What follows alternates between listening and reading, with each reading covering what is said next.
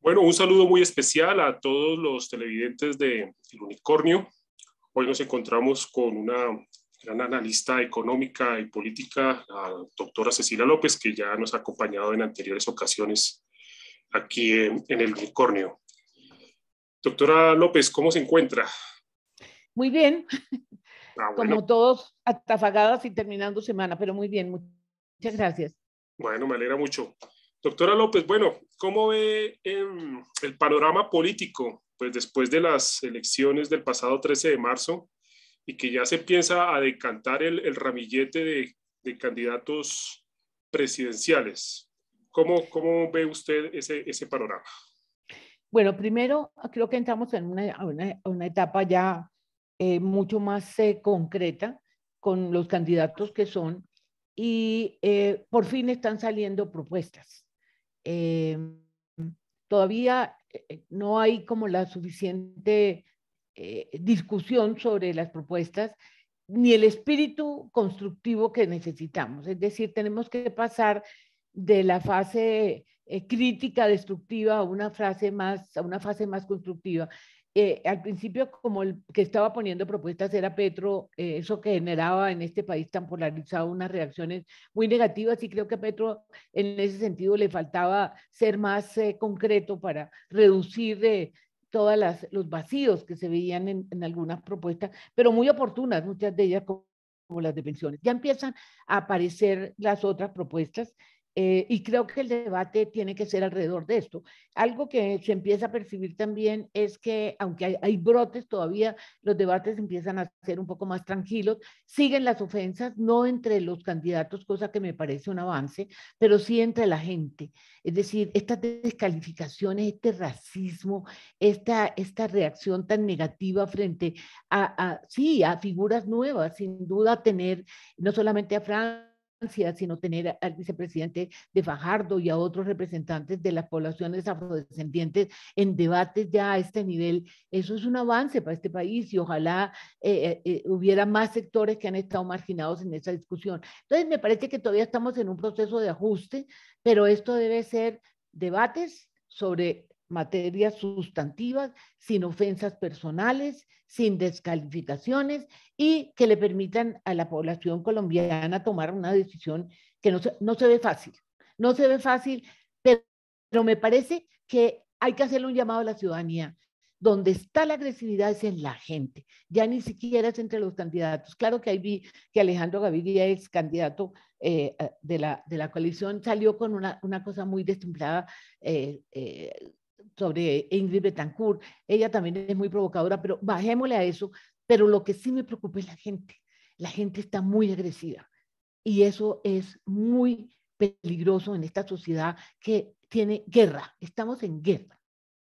Tenemos otra vez guerra, tenemos conflicto armado. Así que la ciudadanía urbana, por favor, tranquilícense, respeten el derecho que tiene cada cual a votar por quien le parezca. Yo siento una agresividad latente que me tiene muy preocupada. Doctora Cecilia, ¿usted votó por alguna de las coaliciones? Si se puede saber, obviamente. ¿Sabe que me abstuve? Me abstuve porque quería ver cómo evolucionaban. Me desilusionó muchísimo el centro, que era como que la línea obvia por la que debía haber votado. Yo siempre he sido una persona liberal, aún sin partido, yo sigo siendo una persona socialdemócrata. Si me quieren clasificar, sí, probablemente soy de centro, pero más de izquierda que de derecha.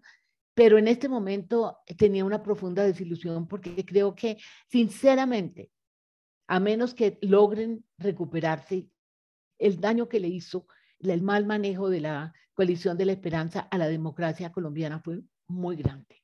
Ellos no se dieron cuenta del momento histórico que vivían y la responsabilidad que tenían de ser una opción. Eso nos ha puesto a los que creíamos que esa era la opción en un dilema que obviamente por la derecha nunca, ¿sí? Nunca. Es decir, y menos cuando es seguir un poco el modelo de Uribe, por amor de Dios. Y nos han puesto en una situación muy difícil y yo dudo mucho que Fajardo logre recuperar lo que perdió. Lo que perdió no solamente él, sino todos los que conformaron la coalición de la esperanza. Yo creo que ha sido un pecado lo que pasó ahí. Se refiere a todas esas peleas, a todos esos conflictos que hubo dentro de la coalición Centro Esperanza, se refiere a eso, ¿cierto? Me refiero a eso y me refiero a la falta de una propuesta. Es que el centro se quedó sin centro. Ellos no interpretaron el centro.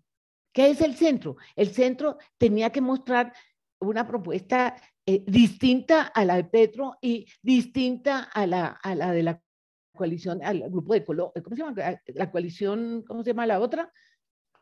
La de la derecha. Equipo por Colombia. Equipo por Colombia. Ellos tenían que salir con una propuesta. Si alguien tenía que tener una propuesta, era ellos, porque la propuesta del Equipo Colombia, ya la de la derecha, llevamos 20 años de derecha, de extrema derecha, ¿sí? Y Petro sí ha estado diciendo lo que piensa desde el principio. Entonces, la que necesitaba tener una propuesta para que realmente sintiéramos que el centro tenía una estrategia clara, eran ellos. Y ellos perdieron ese momento ahora. Si lo recuperan, fantástico, pero lo veo muy difícil. O sea, veo que no tiene claro aún por quién va a votar en la primera vuelta. Está todavía difícil. Estoy mirando. Yo te digo, lo que sí tengo claro es que si Petro gana, que es a quien sigo viendo, hay que ayudarlo. No sé si en la campaña, pero si él gana en el gobierno, yo creo que los colombianos tenemos que ayudar, porque no podemos, el país tiene que dar una respuesta sensata. Petro no es una persona seria, pero es una persona inteligente y creo que sí está mostrándole a gran parte de este país un cambio y esa gran parte del país se ha sentido abandonada. Pero para mí lo ideal sería que Petro se moviera más al centro. La verdad, si yo pudiera hacer algo muy pretencioso como individuo, claro que no lo puedo hacer, pero si yo pudiera hacer algo es que Petro hiciera lo que hizo Boric en Chile. En Chile. Y por eso yo he escrito diciendo dónde está Lagos, dónde está Lagos, que Lagos, a quien yo conozco mucho porque por muchas razones él es parte del board de mi centro de pensamiento, lo aprecio cantidades. Lagos hizo una cosa generosísima, fue salir a decirle a Bolivia, usted se mueve al centro o aquí vamos a terminar en la extrema derecha. Eso nos está pasando aquí, pero aquí no ha habido ningún expresidente que tenga el valor de reconocer que a Petro hay que ayudarlo a que se centre. Y siguen insistiendo probablemente, yo le deseo la mejor suerte a Fajardo, pero la verdad es, sí, firmaron 300 intelectuales, yo no firmé, pero esos no tienen votos. Aquí estamos en el problema de los votos, ¿sí? Pero doña Cecilia, ¿a usted le propusieron firmar por esa carta de Fajardo? Me hicieron un acercamiento, pero yo desde que Fajardo desbarató, porque fue él el que lo desbarató. ¿Se acuerda ese partido político que tratamos de armar que se llamaba Pido la Palabra? ¿Se acuerda?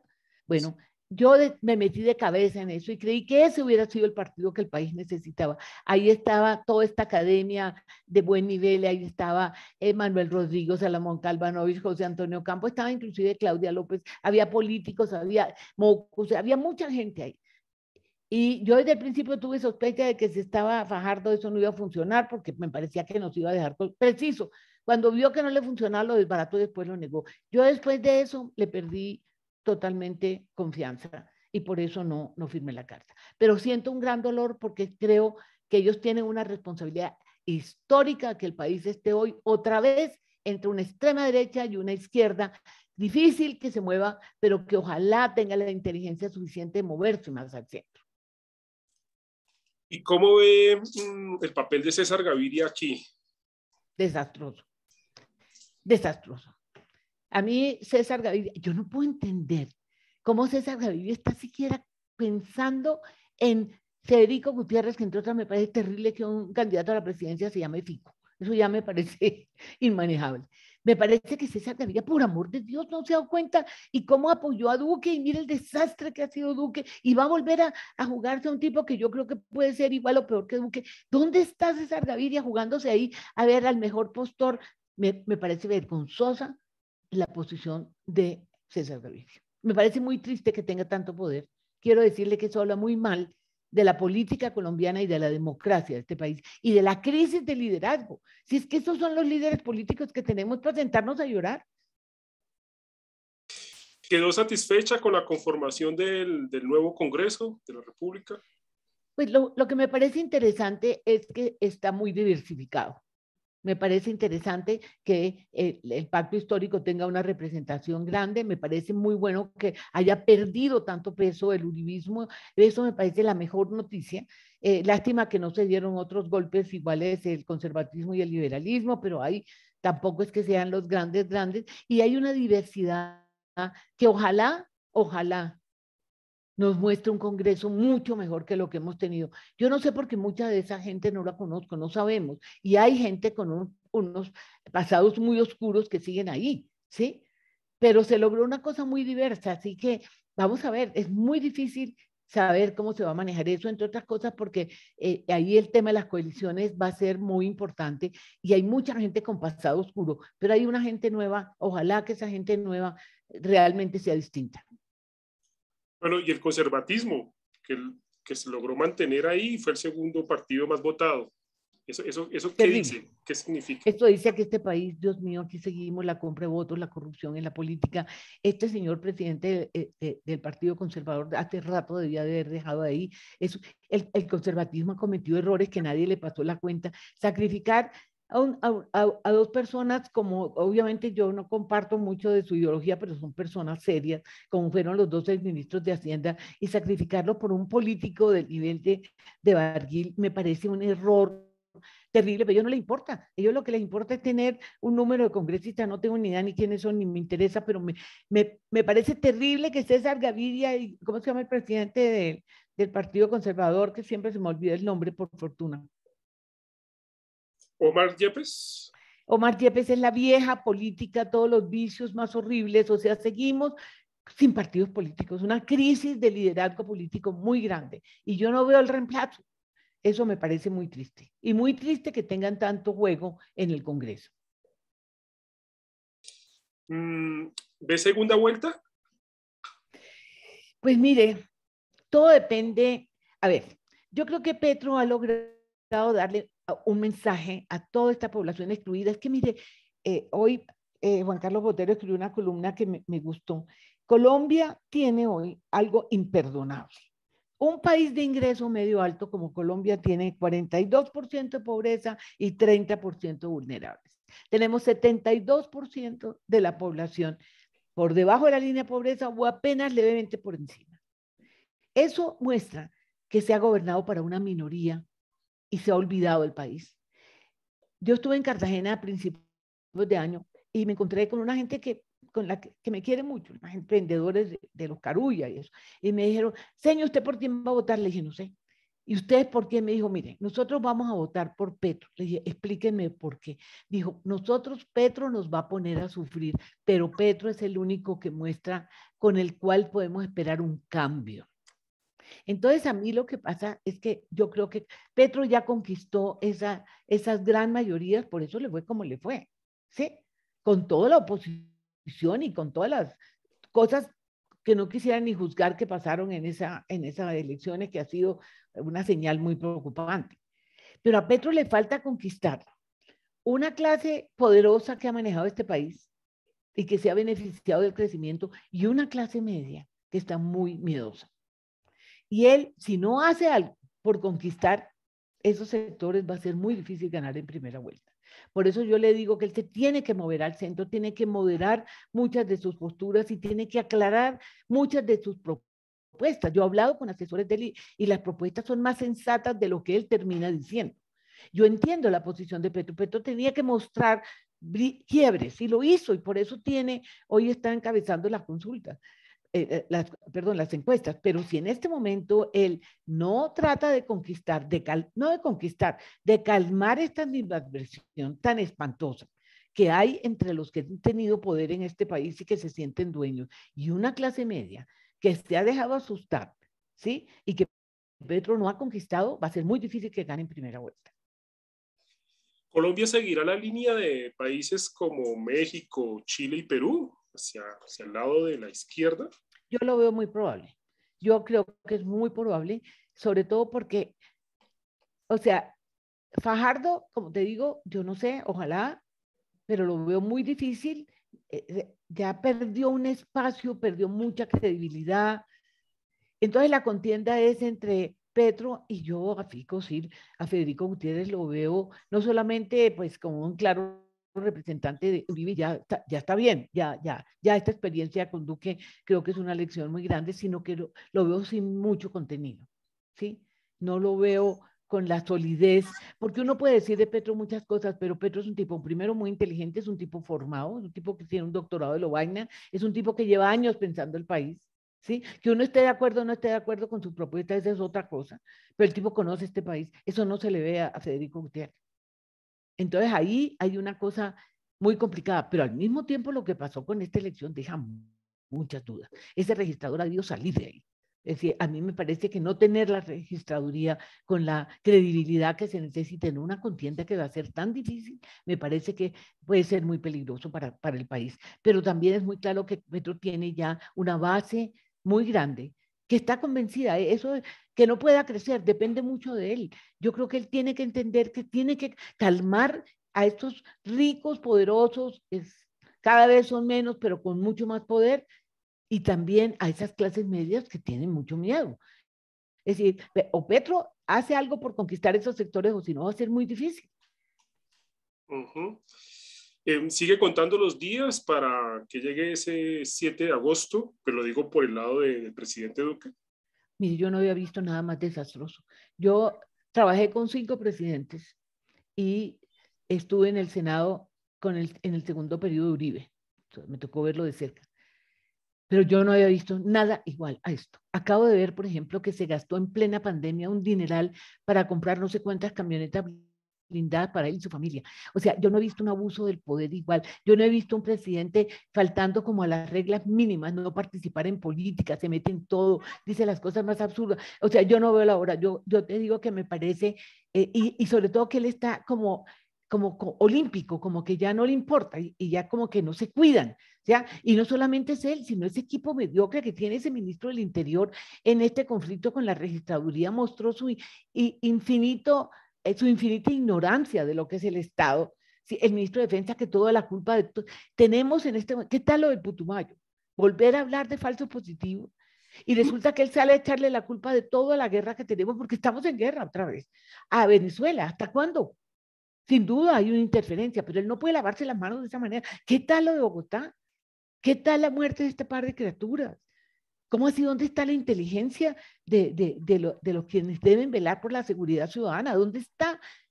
¿Cómo es posible que pasen estas cosas? O sea, yo sí no veo la hora de que se acabe este gobierno. Yo creo que ha sido absolutamente funesto y sobre todo que él perdió ya como la vergüenza, ya no le importa. ¿Qué tal la intervención de frente en política? Se mete a atacar a Petro y apoyar a Gutiérrez, ¿no? Es una cosa, yo creo que no habíamos visto a alguien tan carente de ese liderazgo mínimo que debe tener un presidente.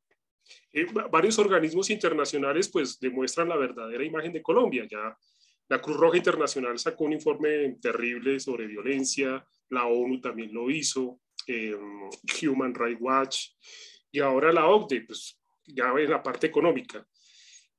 Tenemos que llegar a esas instancias internacionales, a esos organismos internacionales para conocer la verdad de Colombia.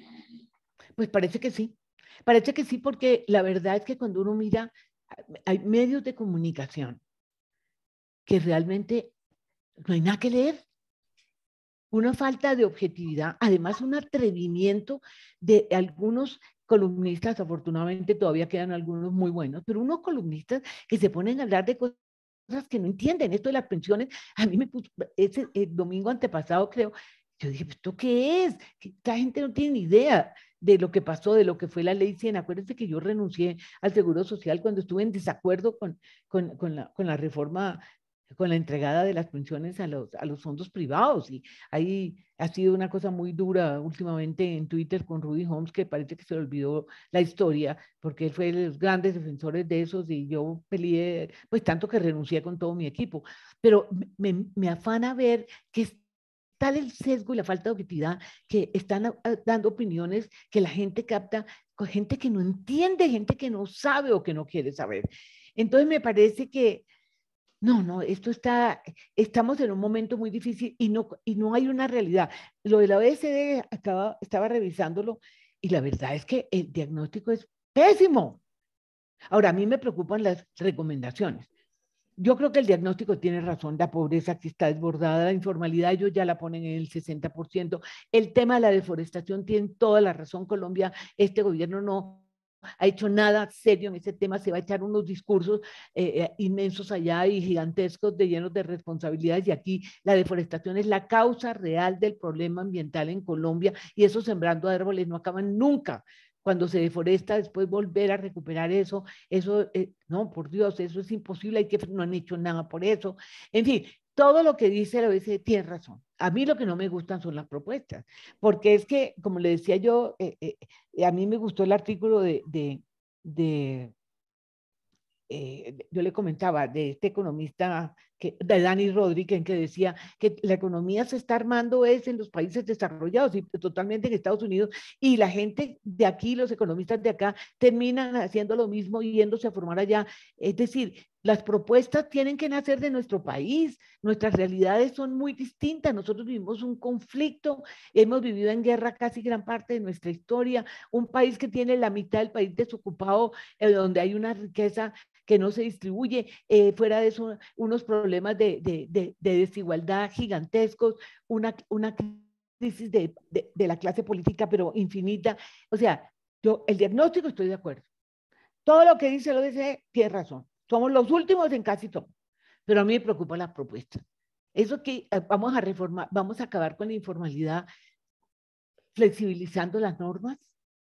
Obviamente el código laboral es antiguo, pero eso no, el hecho de que se hagan unos cambios no resuelve la situación de que aquí hay 60% de la gente que está por fuera de toda la protección social que deberían, que están trabajando por miseria sin ningún tipo de protección. No, aquí las propuestas tienen que salir del conocimiento que existe en este país, pero el diagnóstico, sí, estoy de acuerdo, y es para donde lo miren, en la parte de derechos humanos, en la parte de seguridad ciudadana, en la parte del conflicto, en la parte del manejo de la economía. Por más que digan lo que digan, pues es que ¿para qué se maneja la economía? Para la gente. Uno fracasa como economista si uno tiene estos niveles de pobreza. Miren la inflación, una inflación de alimentos. Descuidamos el sector agropecuario durante estos 30 años. Ahí está. Nosotros éramos autosuficientes, ahora estamos importando y ahí tenemos una inflación de alimentos que va a ser cada vez más grave, y lo que están haciendo, están recuperando el agro, lo van a poder recuperar en 3 meses. Claro que no, durante estos años lo olvidaron, y este gobierno peor, porque era el punto uno de La Habana, y como La Habana tenía una cruz, no miremos el sector rural. O sea, concluyendo, sí, la verdad la tenemos que, ¿sabe cuánto sabe uno lo que está pasando cuando lee El País de Madrid, cuando lee Le Monde, cuando lee Financial Times, cuando lee prensa extranjera y cuando ve los resultados? Mire, hasta el Banco Mundial salió durísimo en el informe que hizo sobre Colombia. El PNUD salió con una cosa que aquí no le dieron ninguna importancia. Tenemos la élite más insolidaria de América Latina. Eso lo dijo el PNUD. Y había investigadores colombianos ahí. Y dijo que era la clase, la élite rica más insolidaria, que dice que todos tenemos que pagar igual de impuestos y son los que menos creen que hay que apoyar a los pobres. Lo dijo el PNUD. ¿Ha tenido eso repercusión en el país? ¿Ha sido parte del debate nacional? Unos cuantos columnistas que somos los de siempre diciendo la misma cosa, pero es afuera donde se está diciendo la verdad. Doña Cecilia, nos deja muy, muy, muy preocupados, pues, pero déjeme decirle algo. Yo creo que este país, cada vez que lo ve uno al borde, reacciona. Ahora todo el mundo está contra Petro, están que, sí, Petro a veces hace todo lo posible por ganarse eso. Como le digo, yo le he pedido públicamente como puedo, yo no tengo un contacto directo, decirle: Petro, por amor de Dios, bájale conquístate a esos, bájale la presión a estos ricos. El otro, le voy a contar una anécdota para que usted vea lo que está pasando. Estaba en Carulla, aquí en la 77, al lado de mi apartamento, comprando un helado para un almuerzo para mi nieta, que estaba de visita, venía de Estados Unidos, donde estudia. Y me agarraba una señora a sacudirme porque yo no quería, porque quería que yo dijera que Petro era un desastre y que yo no iba a votar por Petro. Yo me volteé y le dije: señora, el voto es secreto. Pues la señora me zarandeó. Eso es terriblemente preocupante. Entonces, lo que yo sí creo es que hay que calmarle los ánimos a la gente. Yo creo que los candidatos a la presidencia han entendido mejor eso. Yo los veo más tranquilos. Pero mire la gente, mire los insultos a Francia Márquez. ¿Cómo así? Eso no hay derecho, por amor de Dios. Eso es de un país que no tiene las mínimas reglas de convivencia. Pero yo estoy segura que ojalá le vaya bien a Fajardo. Le deseo lo mejor, lo veo muy difícil. Pero en caso de que Petro gane, ahí verá usted a todos los economistas ayudando, porque toca ayudar. A este país hay que sacarlo adelante. A mí, al que sí no le voy a ayudar para nada, es a la derecha. Yo no quiero repetir otro 20 años de esto, pero cualquiera otro que gane, hay que ayudar. Y todos nos tenemos que poner a ayudar. Y ahorita ayudemos a calmar a la gente. Por Dios, respeten el derecho que tiene la gente a votar por quien le parezca. Respeten las posiciones de la gente. No descalifiquen. Viera los adjetivos con que algunos de mis vecinos descalifican a Petro. No, no, tampoco. Sí, como yo no descalifico, yo del señor Federico Gutiérrez lo que digo es que me parece que no tiene el contenido que uno quisiera tener y me parece terrible que la derecha siga, pero yo no voy a decir de él ni A, ni B, ni C, ni D. Por Dios, es un ser humano que está compitiendo y tiene todo el derecho. Lo mismo se tiene que aplicar para Petro, lo mismo se tiene que aplicar para Fajardo. Respetemos a la gente porque eso es democracia. Pero aquí tenemos, ¿sabe lo que está pasando? Cada persona se siente que es el candidato presidencial. Cada uno cree que es candidato presidencial y se cree con el derecho a descalificar a todos los demás. No, nosotros no somos candidatos, nosotros tenemos el poder del voto. Los candidatos son los que están allá discutiendo. Nosotros tenemos que usar el poder del voto para ayudar a elegir a quien creamos que sea el mejor. Ese sería mi mensaje. Está en silencio. Doña Cecilia, muchísimas gracias, muy amable. Gracias por su No, ha sido un mensaje y placer. ojalá pues le llegue a la gente que calme esa pasión por su candidato, por la política, que de hecho en Señor. el país pues ha dejado siempre terribles resultados, ¿no? Sí, señor. Uh -huh. Así es. Muchas gracias. Bueno, doña Cecilia, muy amable.